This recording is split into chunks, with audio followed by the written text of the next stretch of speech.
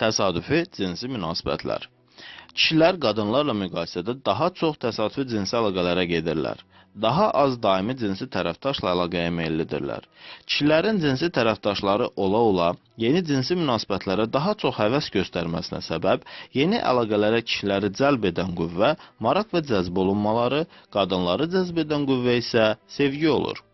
Bu fakt aşağıdakı hala şahidlik edir.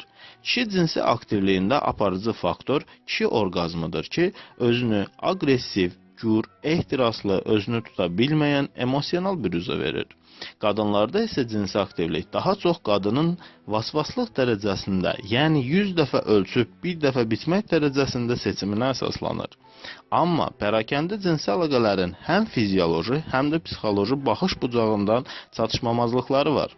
Fizioloji olaraq zöhrəvi xəstəliklərin yoluxma riskini nəzərə alsaq, pərakəndə cinsi əlaqələr fonunda bütün partnyorların öncədən cinsi yolla yoluxan infeksiyalardan yoxlanılması, müalicə edilməsi məsləhətdir. Əgər bu və digər səbəblərdən deyilənlərin edilməsi mümkünsüzdürsə, 100% qorumağa qadir olmasa da prezervativlərin istifadəsi məsləhətdir. Hətta əlamət olmasa da, şikayət deməsə də, müayinə olunmamış cinsi tərəfdaşda yatmış halda bakteriya ola bilər ki, cinsi əlaqədən sonra partnyoru yoluxdurar, özü isə aktivləşər. Bu özünü qadınlarda sistit, kişilərdə bakterial prostatit şəklində göstərir ki, əlamət olaraq sidikdə qan, qarnın aşağısında, beldə, büzdümdə ağrı, sidik cinsiyyət üzvlərindən fərqli xarakterli şikayətlər halında olur. Araşdırmalar göstərir ki, daimi tərəfdaşı olan kişilərdən fərqli, pərakəndə cinsi həyat yaşayanlarda infarkt riski yüksəkdir.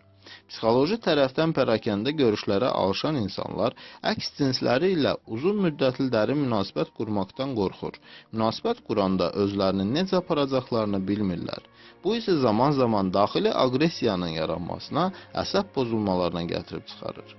Hazırladı Rauf Kazımov, həkim, uroloq.